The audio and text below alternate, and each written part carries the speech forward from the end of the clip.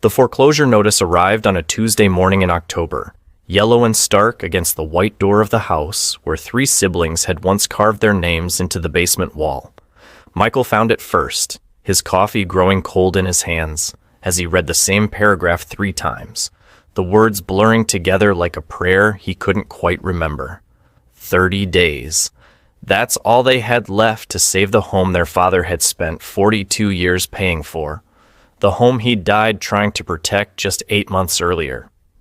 By the time Jasmine arrived that afternoon, her cheeks flushed from the autumn wind, Michael had already called Derek twice.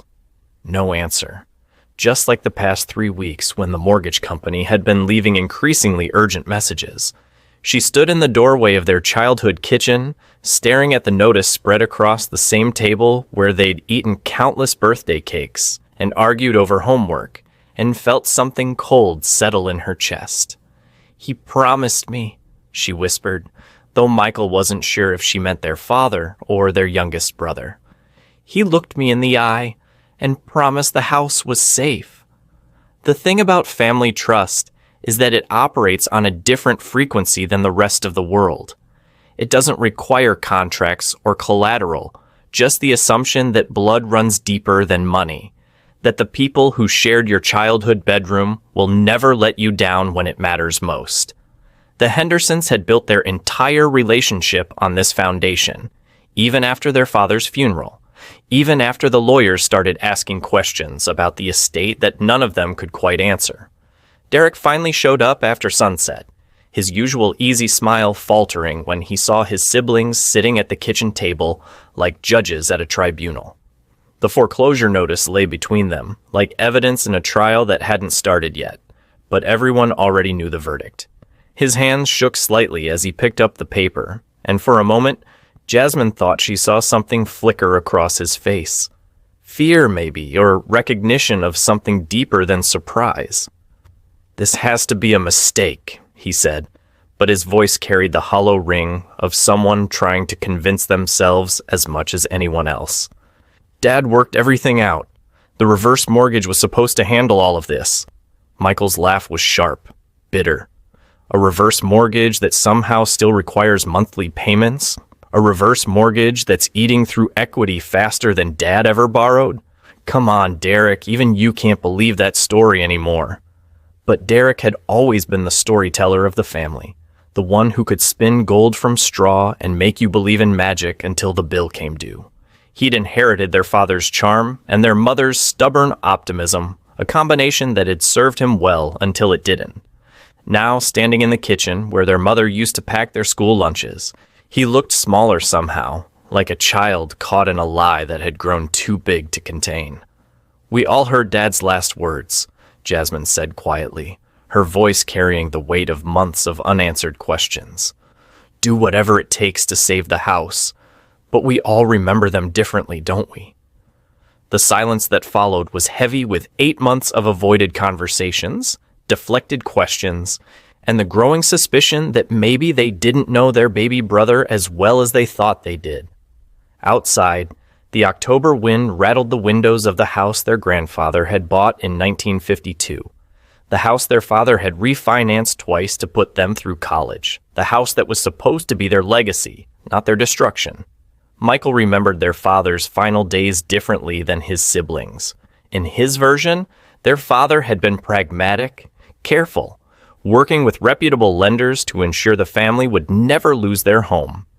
But Jasmine remembered anger in their father's voice, complaints about pushy salespeople, and contracts that seemed to change every time he read them. And Derek. Derek remembered conversations that the others had never witnessed, private moments in the hospital when their father had allegedly given him power of attorney, and specific instructions about the family trust. 3 siblings, 1 house, and 3 completely different versions of the same story. The truth was buried somewhere in the paperwork that Derek had been handling for months, filed away in a system that only he seemed to understand. But as the foreclosure deadline loomed, the luxury of trusting family was about to collide with the harsh mathematics of debt, interest rates, and legal obligations that didn't care about childhood memories or dying wishes. The house stood silent around them, its walls holding decades of secrets, and now one more, the growing certainty that saving it might require destroying what was left of their family. Michael Henderson had always been the responsible one, the brother who balanced checkbooks and read the fine print, the one who called their father every Sunday morning to check on medication schedules and property taxes. At 42, he carried the weight of being the eldest like a badge of honor and a burden he couldn't quite shake. So when his siblings started pointing fingers and demanding explanations about the foreclosure notice, he felt the familiar sting of being blamed for problems he didn't create. "You want to know what really happened?" he said, spreading the paperwork across the kitchen table with the methodical precision of someone who'd built a career on facts and figures. Dad was dying, and he was scared. Not of death, but of leaving us with nothing but debt and a house we couldn't afford to maintain. In Michael's version of events, their father had been anything but a victim. Harold Henderson had been sharp right up until the end, sharper than any of them gave him credit for. The reverse mortgage hadn't been some predatory scheme forced upon a confused old man. It had been a carefully calculated decision made by someone who understood exactly what he was signing. "Do you remember what this place looked like 3 years ago?" Michael asked, gesturing toward the freshly painted walls and updated fixtures that somehow made the kitchen feel both familiar and foreign. The roof was leaking. The furnace hadn't worked properly since the Clinton administration. Dad was spending his entire Social Security check just keeping the lights on, and he was too proud to ask us for help. Michael remembered the conversations differently than his siblings would later claim. There had been no confusion in their father's voice when he'd explained the reverse mortgage, no hesitation when he'd signed the papers. Harold had researched the program for months, comparing interest rates and terms with the same methodical approach he'd once used to plan family vacations down to the last detail. "The bank representative came to the house 4 times, Michael continued, his voice taking on the defensive edge that crept in whenever he felt misunderstood. 4 times, Jasmine. Dad asked questions, read every page, even called me to run the numbers. This wasn't some door-to-door scam artist taking advantage of a grieving widower. This was a legitimate financial institution offering a solution to a real problem." The reverse mortgage had made perfect sense on paper. Harold could access the equity he'd built over 4 decades of payments, use the money to modernize the house and cover his medical expenses, and still live in the home until he died. After that, the house would either be sold to pay off the loan, or the family could choose to keep it by paying off the balance. Simple, straightforward, and exactly the kind of pragmatic solution their father had always favored. Michael had been there for the signing, had watched his father's steady handwriting fill out form after form with the confidence of someone who knew exactly what he was doing. There had been no trembling hands, no confused questions, no family members rushing in to stop a terrible mistake. Just a 74-year-old man making a smart financial decision to ensure his children wouldn't inherit his problems along with his property. The loan officer even explained that we'd have time after Dad passed to decide whether we wanted to keep the house, Michael said, his voice softening as he remembered that afternoon in the lawyer's office. 6 months to either refinance or sell. Dad thought that was generous, gave us options he never had when his own father died and left him with nothing but funeral expenses. But Michael's certainty about his father's decision-making capacity couldn't quite explain away the growing pile of correspondence from the mortgage company, letters that seemed to suggest terms and conditions that didn't match his memories of that signing ceremony. The interest rate was higher than he remembered, the fees more extensive, and somehow the simple arrangement he'd witnessed had evolved into something that required monthly statements he couldn't quite decipher.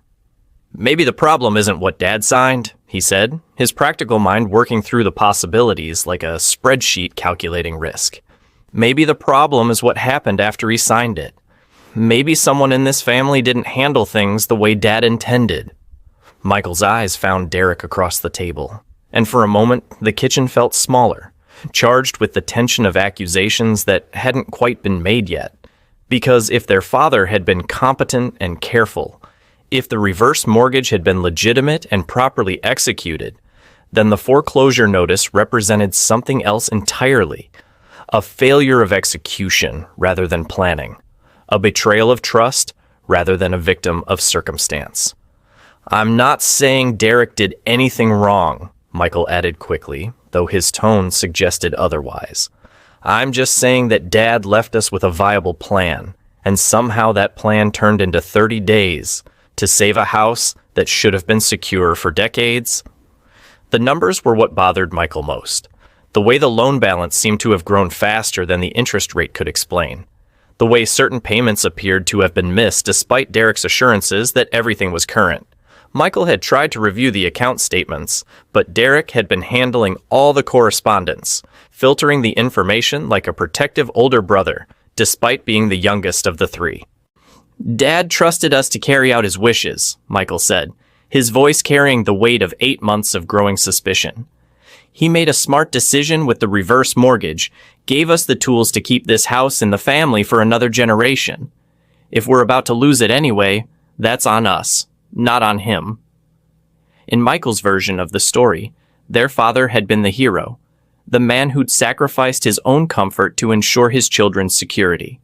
The reverse mortgage hadn't been a trap. It had been a gift, a final act of love from a man who'd spent his entire life putting his family first. But gifts could be squandered, and love could be betrayed, and sometimes the people you trusted most were the ones who could hurt you the deepest.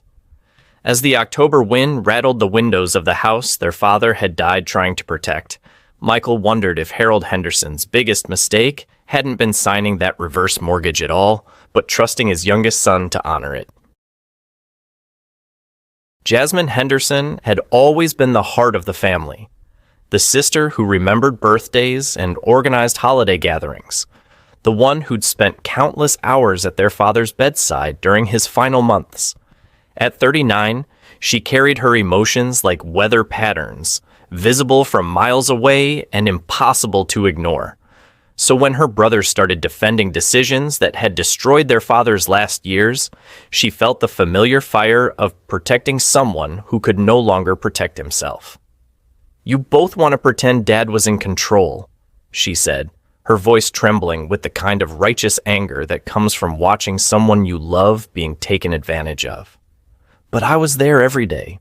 I saw what those people did to him, how they confused him, how they made him feel like he had no choice." In Jasmine's version of events, their father had been a victim from the very beginning, targeted by predatory lending practices that specifically sought out elderly homeowners who were vulnerable and isolated.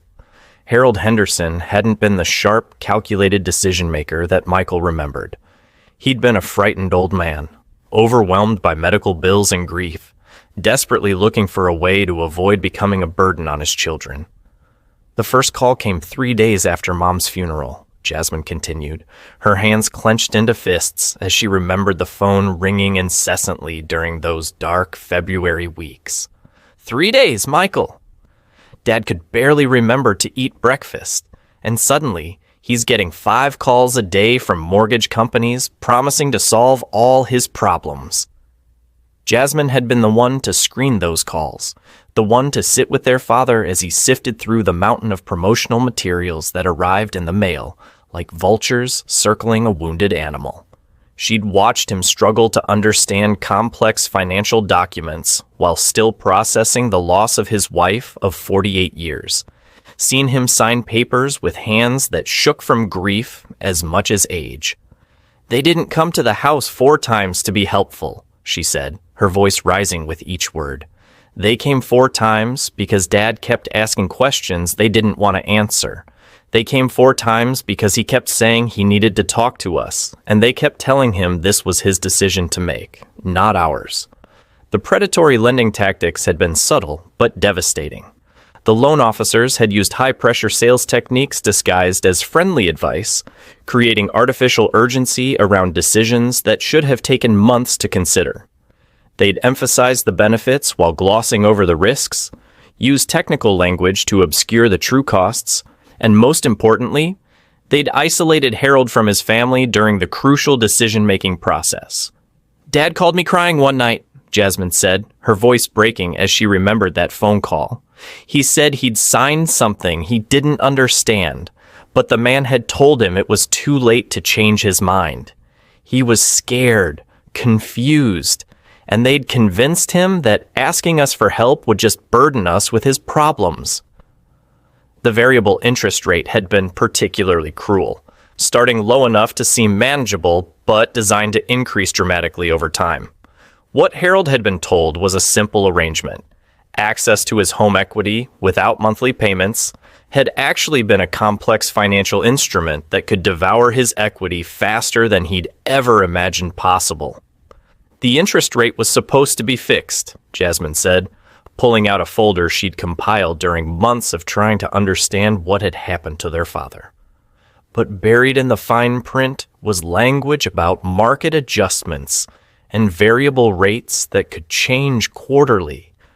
Dad never knew that the money he was borrowing was costing him nearly twice what they'd originally quoted. Jasmine had tried to intervene, had called the mortgage company repeatedly to ask questions and request clarification on terms that seemed to change with every statement. But she'd been told that only the borrower could discuss the loan details, and by then, their father had become so ashamed of his confusion that he'd stopped asking for help altogether. "They designed this system to isolate elderly borrowers from their families," she said, her voice carrying the weight of months of research into predatory lending practices. "They know that seniors are more likely to sign documents they don't understand if they're made to feel like they're protecting their children from worry." The most heartbreaking part of Jasmine's version was watching their father's personality change as the financial pressure mounted. The man who'd once been confident and decisive had become anxious and secretive, hiding correspondence from the mortgage company and making excuses for why he couldn't afford small luxuries he'd enjoyed for years. "Dad wasn't making smart financial decisions," Jasmine said, her eyes filled with tears she'd been holding back for months. "He was drowning, and instead of throwing him a life preserver, these people handed him an anchor and told him it would help him swim." The renovations that Michael had pointed to as evidence of their father's wise planning told a different story in Jasmine's version. Harold had felt pressured to use the reverse mortgage funds immediately, convinced by the loan officers that letting the money sit unused would somehow jeopardize the arrangement. He'd hired contractors he couldn't afford and made improvements the house didn't need, all because he'd been told that spending the money quickly was part of the plan. "Every time I visited, there was another worker in the house, another bill on the counter, another project that Dad claimed was necessary but couldn't really explain," Jasmine said. "They'd convinced him that he needed to justify the loan by improving the property, even though that was never actually required. The cruelest irony was that the predatory lending practices had been perfectly legal, hidden behind technical language and regulatory loopholes that protected the lenders while leaving borrowers like Harold completely vulnerable. The same institutions that marketed themselves as helping seniors age in place were actually extracting wealth from the demographic least equipped to understand the long-term consequences. "Dad's dying wish wasn't to do whatever it takes to save the house," Jasmine said, her voice steady now with conviction. "His dying wish was for us to forgive him for what he'd done to our inheritance. He knew he'd been tricked, and he died believing it was his fault." In Jasmine's version of the story, their father had been a victim of a system designed to exploit the vulnerable, and the foreclosure notice wasn't the result of family mismanagement, but the inevitable conclusion of a predatory lending scheme that had been working exactly as intended from the very beginning. But even as she spoke, Jasmine couldn't quite explain why Derek had been so secretive about the loan details, or why certain payments seemed to have been missed despite the family's efforts to stay current. The predatory lending narrative made sense of their father's suffering, but it didn't account for everything that had happened after his death. Derek Henderson had always been the charmer of the family, the youngest brother who could talk his way out of troubles and into opportunities with equal ease. At 34, he carried himself with the casual confidence of someone who'd never met a problem he couldn't solve with the right words and a winning smile. So when his siblings cornered him in the kitchen that October evening, demanding explanations he wasn't quite ready to give, he did what he'd always done. He told them a story that was just true enough to be believable.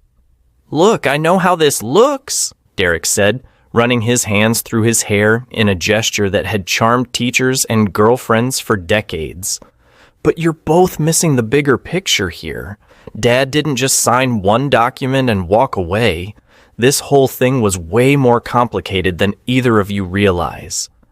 Derek's version of events painted him as the reluctant hero, the son who'd stepped up when his siblings were too busy with their own lives to handle the messy details of their father's final years.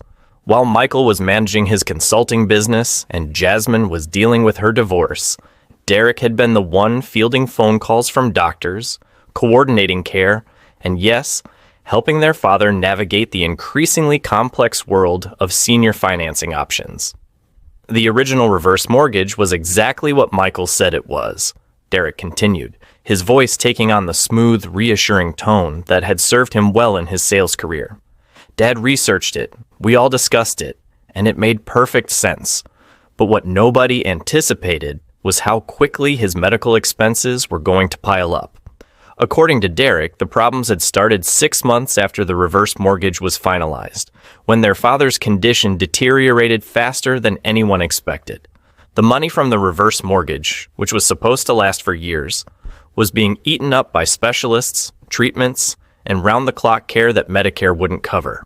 Harold had been too proud to tell his children how dire the situation had become, so he turned to his youngest son for help.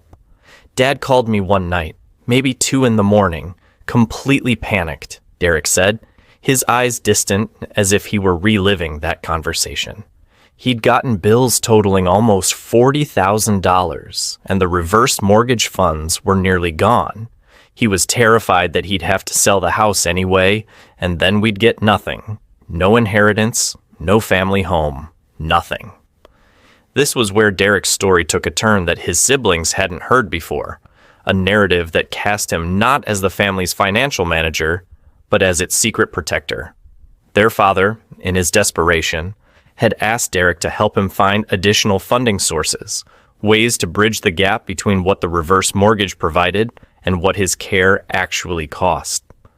"I spent weeks researching options," Derek said, his voice carrying the weight of someone who'd shouldered an impossible burden alone.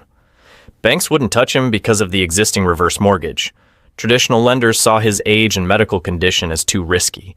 That's when I found out about private lender options, individuals and small companies that specialized in helping families in exactly our situation. The private lender, according to Derek, had been a godsend, a small financial company that understood the unique challenges facing families dealing with aging parents and complex medical expenses.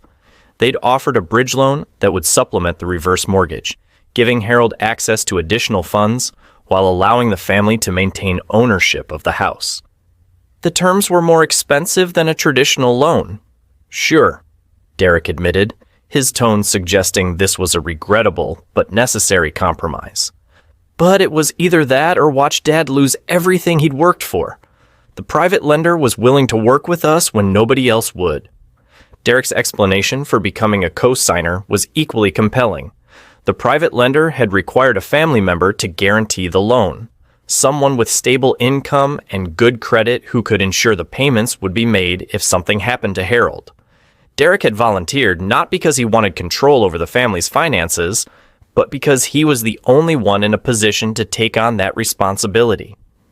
Michael's business had cash flow issues that year, and Jasmine was going through her divorce, Derek said, his voice taking on a slightly defensive edge. "I was the logical choice. My income was steady, my credit was good, and honestly, I figured it would be temporary anyway. Dad wasn't supposed to. We all thought he had more time." The beauty of Derek's story was how it positioned him as both selfless and competent, the brother who'd made difficult decisions to protect his family, while shielding them from the worst details. He'd handled the paperwork, managed the payments, and coordinated with both the reverse mortgage company and the private lender to ensure everything stayed current and compliant.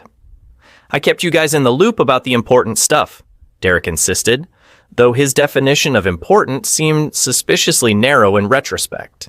But Dad specifically asked me not to worry you with every little detail. He was embarrassed about needing the extra help, and he didn't want you to think he'd mismanaged the reverse mortgage.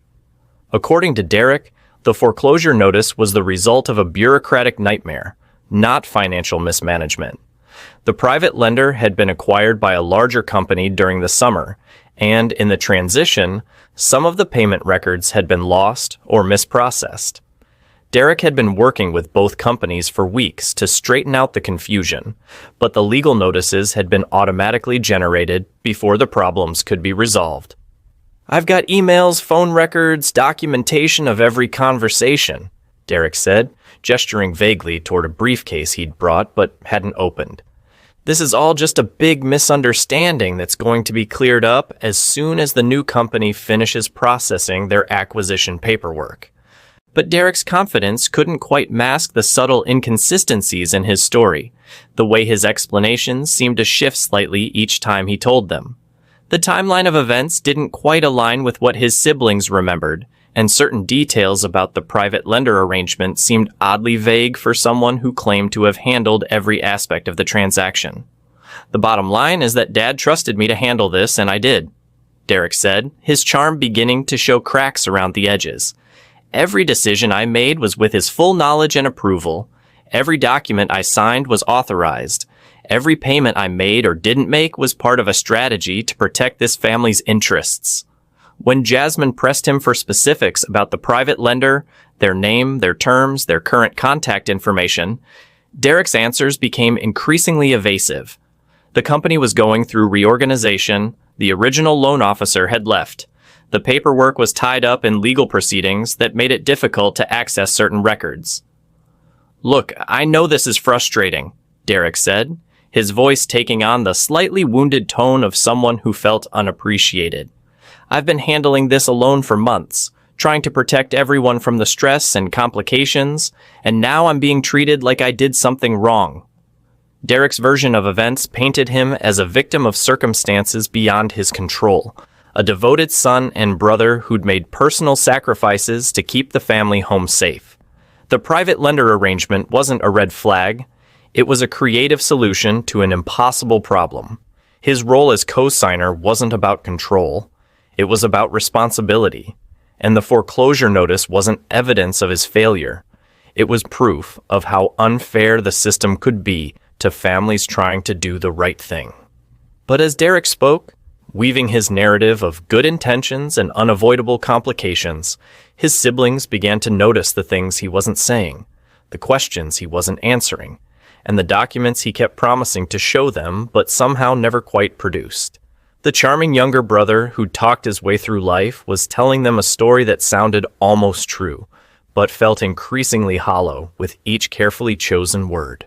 The October wind continued to rattle the windows of the house that three siblings were about to lose, and Derek Henderson continued to smile his practiced smile, even as the foundation of his carefully constructed explanation began to show its first hairline cracks. The truth has a way of surfacing when you're not looking for it, like a body in a lake that refuses to stay submerged. For the Henderson siblings, that moment came 3 days after Derek's careful explanation, when Michael decided he couldn't sleep another night without seeing the actual paperwork that was supposed to save their family home.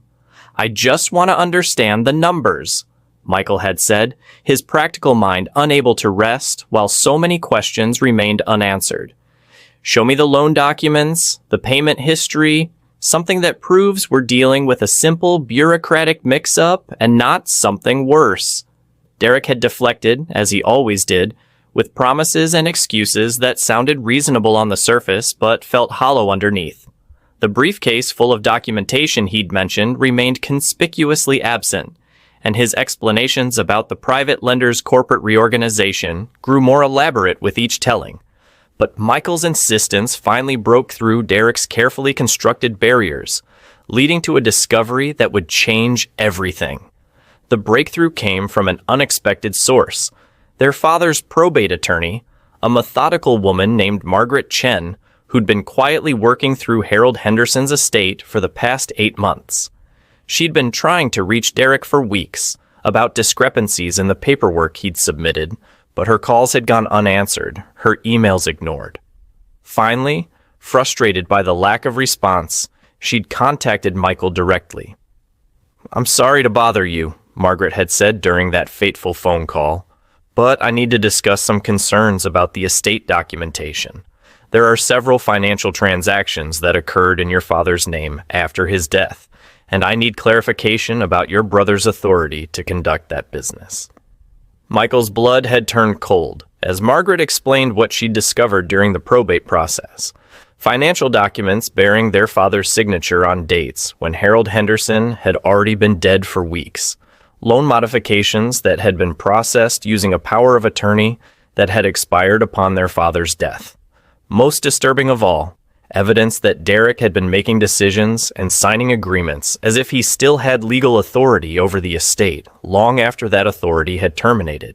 The probate process had revealed what Derek's careful explanations had obscured, a paper trail of financial transactions that painted a very different picture of the family's situation. The original reverse mortgage had indeed been legitimate, exactly as Michael had described. But layered on top of that foundation was a complex web of additional borrowing, loan modifications, and financial arrangements that Derek had orchestrated without his siblings' knowledge or consent. "Your brother submitted documents showing multiple cash advances against the reverse mortgage," Margaret had explained, her professional tone unable to mask her concern. "But, according to the lender, those advances were requested and processed after your father's death. Someone was accessing those funds using documentation that should no longer have been valid. The inheritance calculator tools that families in similar situations might have used to understand their options would have immediately flagged the discrepancies that Derek had been hiding. Simple online resources that could have shown them the true cost of the variable interest rates, the impact of additional borrowing, and the timeline for when the reverse mortgage would consume all available equity.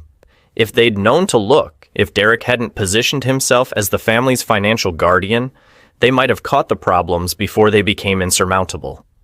When Michael confronted Derek with Margaret's findings, the charming facade finally began to crack. The smooth explanations became stammered justifications. The confident assertions transformed into desperate attempts to maintain control of a narrative that was falling apart in real time. Derek's briefcase, when finally opened under pressure, contained a chaotic mix of legitimate documents and paperwork that told a story very different from the one he'd been sharing. "Dad gave me permission," Derek insisted, but his voice lacked the conviction that had carried him through previous conversations. "He knew I might need to make some adjustments after he was gone. He trusted me to handle things."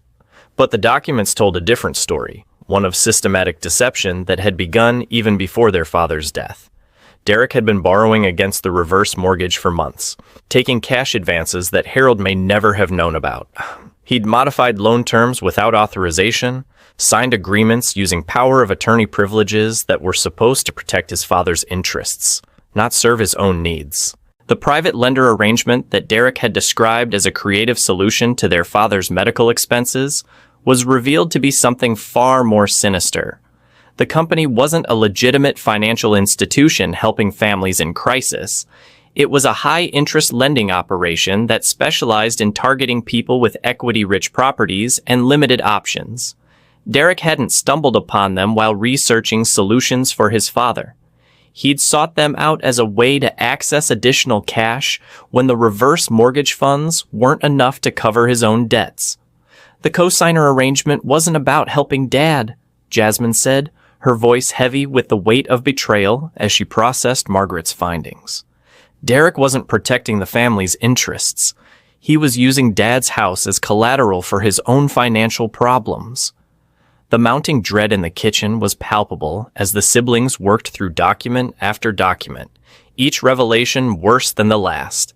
Derek had forged signatures, backdated agreements, and created an elaborate fiction about bureaucratic delays to buy himself time. The foreclosure notice wasn't the result of corporate reorganization or processing errors. It was the inevitable conclusion of months of financial manipulation that had drained every available source of equity from their father's property. The most devastating discovery was a series of cash advances that Derek had taken in the weeks immediately following their father's funeral, money that was supposed to be preserved for the family's decision about whether to keep the house or sell it. Instead of the 6-month grace period that the reverse mortgage was supposed to provide, Derek had created a situation where the debt was growing faster than the property's value, making it impossible for his siblings to buy out the loan even if they wanted to. "How much?" Michael asked, his voice barely above a whisper as he calculated the scope of his brother's deception. "How much did you take?" Derek's answer, when it finally came, was delivered in the broken voice of someone whose carefully constructed world was collapsing around him.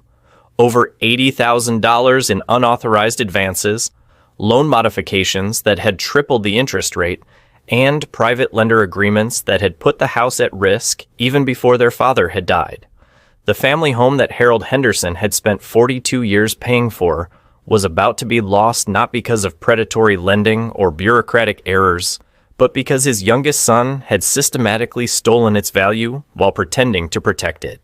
The probate attorney's call had lifted the curtain on a performance that Derek had been giving for months, revealing the hollow space where family trust used to live. As the October night deepened around them, the Henderson siblings sat in their childhood kitchen, surrounded by evidence of betrayal so complete that it felt like a death in the family, which, in many ways, it was. The house that had sheltered 3 generations of Hendersons was going to be lost, not to the vicissitudes of aging or the cruelties of predatory lending, but to the actions of the one person they'd trusted most to protect it. The silence that followed Margaret Chen's revelations stretched like a chasm between the 3 siblings, filled with the weight of betrayal so profound it seemed to change the very air in the room. Derek sat motionless at the kitchen table, his hands folded in front of him like a penitent in church, while the evidence of his deception lay scattered across the surface where they'd once shared birthday cakes and argued over homework. The charming facade that had carried him through 34 years of life had finally crumbled, leaving behind something raw and desperate that his siblings had never seen before. When Derek finally spoke, his voice came out cracked and small, like a child caught in the worst kind of lie. "I never meant for it to go this far," he whispered, the words barely audible above the October wind that continued to rattle the windows of the house he'd doomed. "It started small, just a few thousand to cover some credit card debt. I thought I could pay it back before anyone noticed." The confession that spilled out of Derek that night was messy and painful, lacking the smooth narrative structure of his previous explanations. It came in fragments and false starts, interrupted by long pauses where he seemed to be deciding how much truth he could bear to reveal. The story he told was one of escalating desperation, of small compromises that grew into devastating betrayals, of a man who'd convinced himself that stealing from his dying father was somehow an act of love. The gambling addiction had started 2 years before their father's death, though Derek was careful not to call it that at first. "I was investing in cryptocurrency," he said, his voice still carrying traces of the optimism that had once made his schemes seem plausible. "Everyone was making money, and I figured if I could turn a quick profit, I'd be able to help Dad with his medical expenses. I was trying to be responsible." But cryptocurrency investments had become sports betting, which had become online poker, which had become a desperate cycle of borrowing and losing that consumed Derek's salary and then his savings and finally his sense of right and wrong. By the time their father's health began declining rapidly, Derek was already $30,000 in debt to credit cards and private lenders who didn't accept excuses or payment plans. Dad's power of attorney was supposed to be temporary, Derek continued, his hands shaking as he spoke, just to help him manage his bills while he was recovering from that first surgery. But when I saw how much equity was in the house, how easy it would be to access just a little bit of it, I started thinking maybe this was the solution to everyone's problems. The first unauthorized withdrawal had been for $5,000, taken 3 months before Harold's death, when Derek's gambling debts had reached a crisis point. He'd told himself it was a loan, that he'd pay it back before his father ever knew the money was missing. The reverse mortgage account was so large, the monthly statements so complex, that Derek convinced himself a small withdrawal would go unnoticed in the broader financial picture. "I forged Dad's signature on the first withdrawal request," Derek admitted, the words coming out in a rush as if saying them quickly would make them hurt less. "I'd been handling his paperwork for months, so I knew exactly how his signature looked. The mortgage company processed it without any questions because I was listed as his power of attorney. But $5,000 hadn't been enough to solve Derek's problems, and the ease with which he'd accessed the money had been intoxicating. Within 6 weeks, he'd taken another withdrawal, then another, each time telling himself that this would be the last one, that he'd finally hit the winning streak that would allow him to pay everything back and confess his mistakes to a father who might even be proud of his resourcefulness. The private lender arrangement that Derek had described as a solution to their father's medical expenses was revealed to be something far more personal and devastating. Derek had sought out the high-interest lending company not to help his father, but to consolidate his own debts when the reverse mortgage withdrawals were no longer enough to cover his mounting losses. He'd used their father's house as collateral for personal loans that Harold had never known existed. "The co-signer documents were the hardest part," Derek said, his voice breaking as he described the depths of his deception. "Dad was so sick by then, barely conscious most days. I waited until he was heavily medicated after one of his treatments, and I guided his hand to sign the papers. He didn't know what he was signing. He trusted me completely." The most devastating revelation was that Derek's manipulation had continued even after their father's death, using expired power of attorney documents to access funds that should have been preserved for the family's decision about the house. The bureaucratic delays that Derek had blamed for the foreclosure notice were actually the result of his increasingly desperate attempts to cover his tracks as various lending institutions began to notice discrepancies in his paperwork. "I kept thinking I could fix it," Derek said, tears streaming down his face as he confronted the full scope of his betrayal.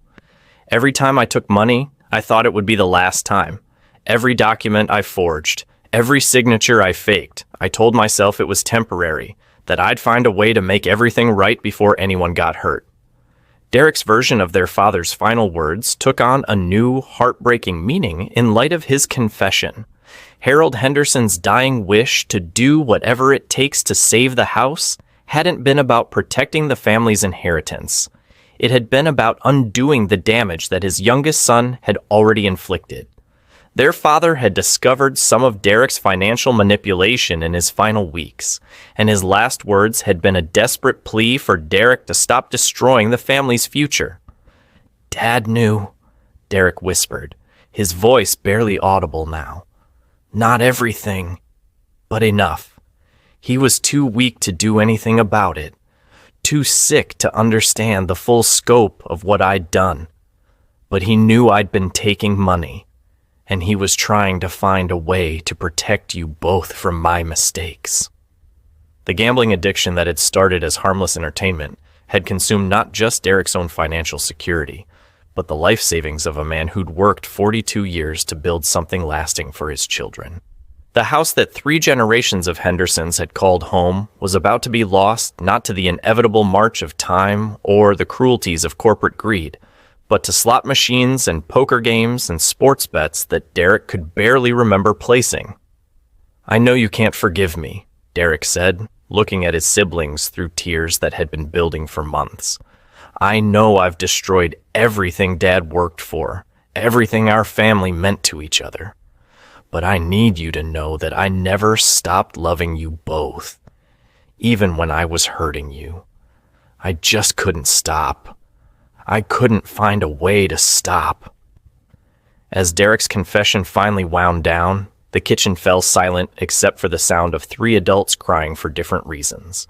Michael for the betrayal of trust, Jasmine for their father's suffering, and Derek for the person he'd become.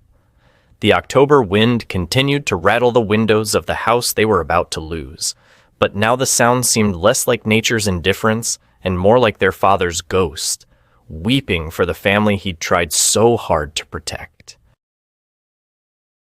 The morning after Derek's confession brought no relief, only the hollow echo of truth settling into spaces where trust used to live. The Henderson siblings sat in their father's kitchen one last time, surrounded by boxes and the detritus of a life being dismantled piece by piece. The foreclosure process had moved with the inexorable efficiency of legal machinery, and they had exactly 72 hours to remove 4 decades of memories from the only home any of them had ever really known. Michael moved through the house with the methodical precision that had always defined him, labeling boxes and creating inventories with the same attention to detail he'd once applied to protecting his family's interests. But there was something different in his movements now, a heaviness that spoke to more than just the physical weight of packing. He'd spent his entire adult life being the responsible one, the brother who read the fine print and planned for contingencies, and yet he'd failed to protect them from the one threat he'd never seen coming, the betrayal from within.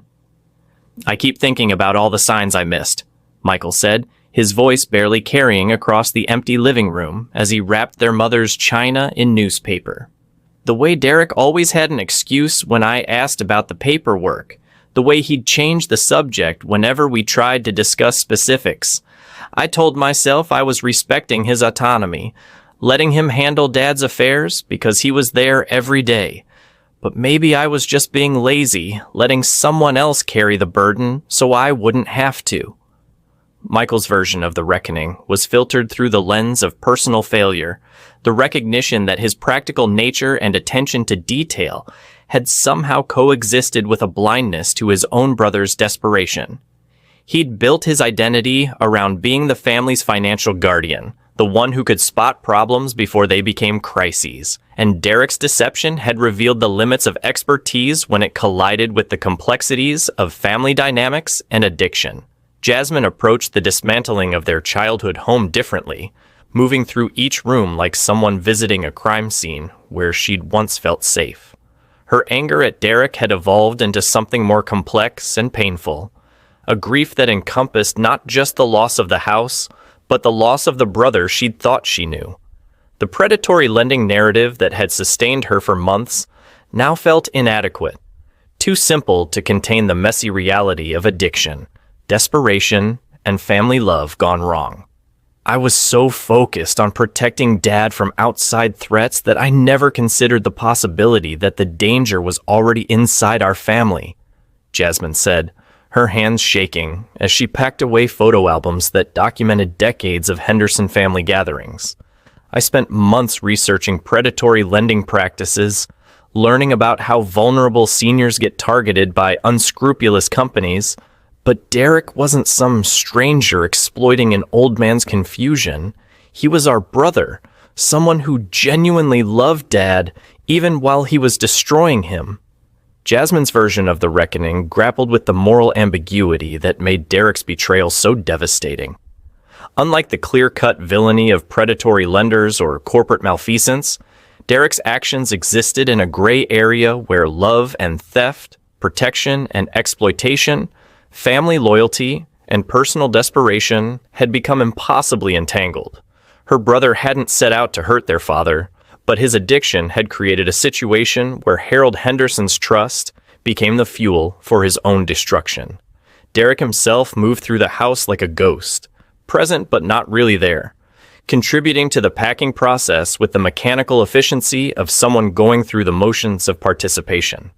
The confession that had broken him the night before seemed to have drained something essential from his personality, leaving behind a hollow version of the charming youngest brother who'd once been able to talk his way out of any situation. "I keep waiting to wake up," Derek said, standing in the doorway of what had been his childhood bedroom, now empty except for the carved initials on the wall that had survived decades of repainting. "I keep thinking this is all some nightmare that I can undo if I just find the right words, make the right promises. But the house is really gone, isn't it? Dad's legacy is really gone, and it's really my fault." Derek's version of the reckoning was perhaps the most complex of all. because it required him to hold two contradictory truths simultaneously.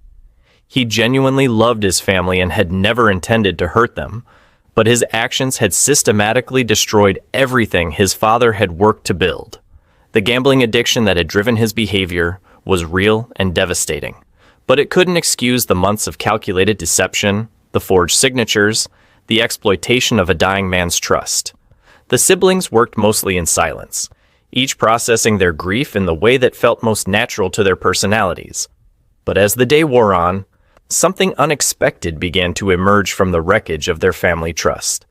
Not forgiveness exactly, but a recognition that the story they'd lived through was more complicated than any of their individual versions could contain. "We all failed Dad in different ways," Michael said, as they sat exhausted on the front porch that evening, watching their childhood home disappear behind the boxes stacked in a moving truck. "I failed him by being too distant to see what was happening. Jasmine failed him by being so focused on outside threats that she missed the one inside our family. And Derek failed him by choosing his addiction over his responsibilities. But maybe the biggest failure was thinking that any of us could handle something this complicated alone." The house would be sold at auction the following week, its proceeds going to satisfy the complex web of debts that Derek had created. The siblings would each walk away with nothing except the knowledge that their father's 42 years of mortgage payments had ultimately served to finance his youngest son's gambling addiction. It was an ending that felt both inevitable and impossibly cruel, the kind of outcome that made you question whether families were really strong enough to survive the weight of individual human frailty. But as they locked the door of 412 Maple Street for the final time, something strange happened. Derek reached out and took his siblings' hands, and for a moment, they stood together on the porch where they'd waited for school buses and watched thunderstorms and learned what it meant to be part of something larger than themselves. The house was gone, the trust was broken, and the family they'd once been would never exist again. But they were still siblings, still connected by bonds that ran deeper than money or property, or even the devastating betrayals that had brought them to this moment. The reckoning wasn't complete, might never be complete, but it had begun, and perhaps that was enough for now. 6 months after the foreclosure sale, the Henderson siblings had learned to navigate a world where their shared history existed only in memory, where the gravitational center of their family had been replaced by something more fragile and harder to define. They met for dinner on the anniversary of their father's death, not at the house on Maple Street, which now belonged to a young couple with children who would carve their own initials into basement walls, but at a neutral restaurant where the ghosts of their childhood couldn't follow them. Michael had thrown himself into work with the intensity of someone trying to outrun his own thoughts. His consulting business had expanded, fueled by 16-hour days and a newfound expertise in family financial planning that felt both deeply personal and professionally distant. He'd started specializing in helping families navigate the complex intersection of aging parents, financial vulnerability, and sibling dynamics, a niche that felt like penance disguised as professional growth. "I've learned that being right doesn't protect you from being wrong," Michael said, stirring his coffee with the same methodical precision he'd once applied to reviewing Derek's non-existent paperwork. "I knew all the facts about reverse mortgages, understood the legal framework, could spot predatory lending practices from a mile away, but I completely missed the human element. The way addiction and desperation can turn someone you love into someone you don't recognize." Michael's version of moving forward was built on systematic analysis of his own failures, a careful reconstruction of his decision-making process that might prevent future families from experiencing the same devastation. He'd developed protocols for family financial planning that required multiple signatures, mandatory waiting periods, and regular third-party reviews, safeguards that might have saved the Henderson house if they'd existed 8 months earlier. But beneath the professional competence, Michael carried a different kind of weight. He'd started seeing a therapist, something he'd never imagined needing, to work through the guilt of being the family's financial guardian who'd failed to guard against the most fundamental threat. The sessions had taught him that control was largely an illusion, that even the most careful planning couldn't account for every variable in the complex equation of human behavior. Jasmine had moved in a different direction entirely, channeling her protective instincts into advocacy work for elderly financial abuse victims. The research she'd done into predatory lending practices had evolved into a passion for systemic change, and she'd joined a nonprofit organization that helped families navigate the aftermath of financial exploitation. Her work put her in contact with dozens of families whose stories echoed elements of her own experience, though none quite matched the particular cruelty of betrayal from within. "I used to think the enemy was outside the family," Jasmine said, her voice carrying the weight of hard-earned wisdom. "Predatory lenders, unscrupulous salespeople, corporate greed, all real threats that destroy families every day. But the most devastating damage often comes from the people we trust most completely, the ones who have access to our vulnerabilities because we've given it to them freely." Jasmine's version of healing involved helping other families recognize the warning signs she'd missed, the subtle patterns of financial manipulation that could hide behind good intentions and family loyalty. She'd become an expert at identifying the intersection of addiction and financial abuse, the way personal desperation could transform protective relationships into exploitative ones. But her advocacy work couldn't quite fill the void left by losing both her childhood home and her faith in family bonds. Jasmine had started attending support groups for families affected by gambling addiction, seeking to understand the disease that had consumed her brother and destroyed her father's legacy.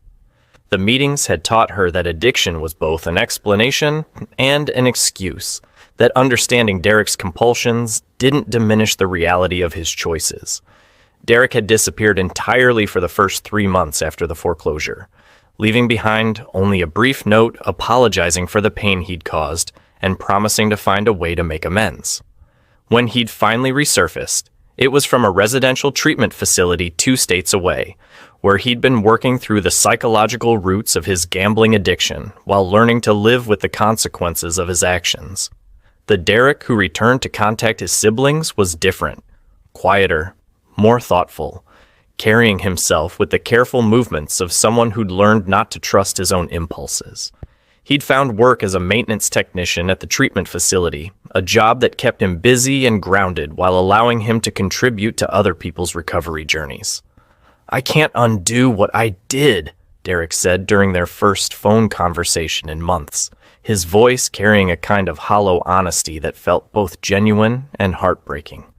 "I can't bring back Dad's house or restore the trust I destroyed, but I'm trying to figure out how to live with the person I became and maybe eventually become someone who deserves to be part of a family again." Derek's version of moving forward was the most uncertain of all, built on the fragile foundation of daily sobriety and the gradual reconstruction of basic human reliability.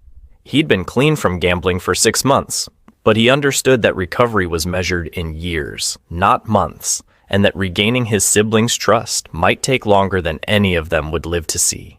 The Henderson siblings had learned that families don't break cleanly, like glass hitting concrete. They fracture in complex patterns, with some bonds severing completely while others stretch and bend but somehow hold. 6 months after losing everything they'd thought defined them as a family, they were still siblings. Damaged, cautious, but connected by something deeper than shared property or untested trust. The house on Maple Street was gone forever, but the people who'd grown up within its walls were still writing their story, one careful conversation at a time.